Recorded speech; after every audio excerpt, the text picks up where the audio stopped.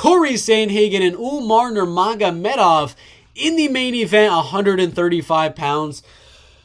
It's an underdog pick. It's an underdog pick. I don't understand it. I don't get it. Umar's at minus 250 here, as you can see on Tapology. But on the betting sites, he's at minus 300 now.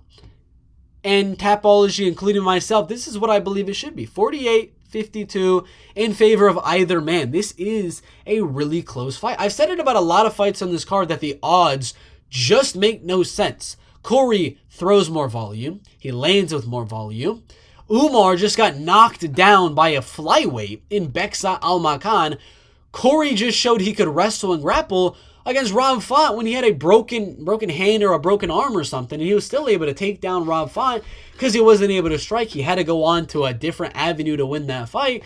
And if he's doing that against Rob Font when the plan wasn't to wrestle Rob, he was actually planning to strike him, but he got injured and was forced to wrestle and still was able to do that against Rob Font, he should have no problem keeping this fight with Umar on the feet. He is taller than Umar. He is lengthier than Umar.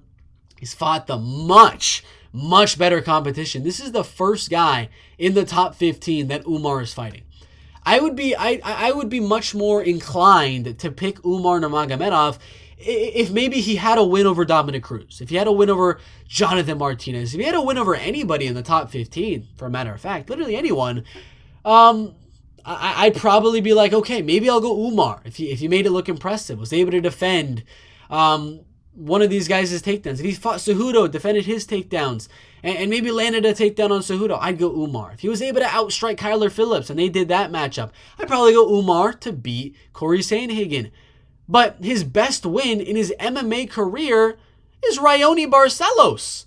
That's it.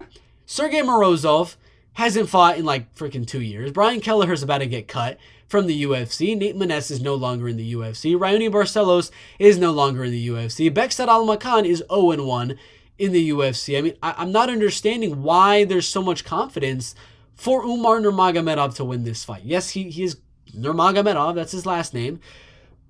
He's not going to dominate on the ground with wrestling or grappling. It's not going to happen. Cory's wrestling and grappling levels up every single fight, and that's all he's been training for this entire year. His last fight was 11 months ago with Rob Font, and he was supposed to fight Umar even earlier. They were supposed to book Umar versus Cory for August of last year. So he was training for Umar, and he is still training for Umar for a full year. That's 1 year of wrestling and grappling for him to continuously get better on the ground. I say 2 takedowns. 2 takedowns is it. That's all Umar is going to get, and I think combined, Umar will have 2 minutes of total ground control time over Cory Sandhagen, and the rest of this fight is going to be Cory piecing up Umar on the feet, landing more volume, landing more punches, landing more kicks. God, my alarm just went off. That freaked me so much out. Jesus Christ.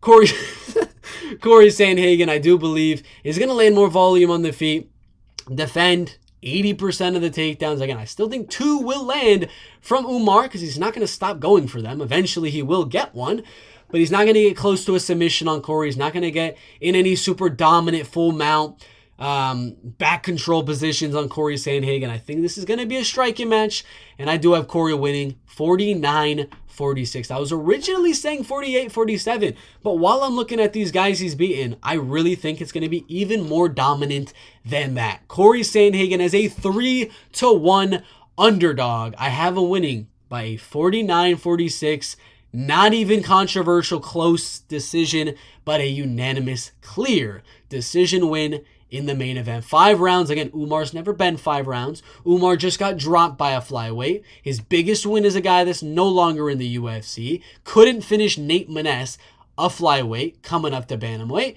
He beat Brian Kelleher, who's not going to be in the UFC anymore, and then beat Sergey Morozov. This is way too big of a step up, way too soon. He should have fought Dominic Cruz first. He should have fought Mario Batista first and tested himself against a lower level bantamweight. This is too much, too soon. Cory, unanimous decision.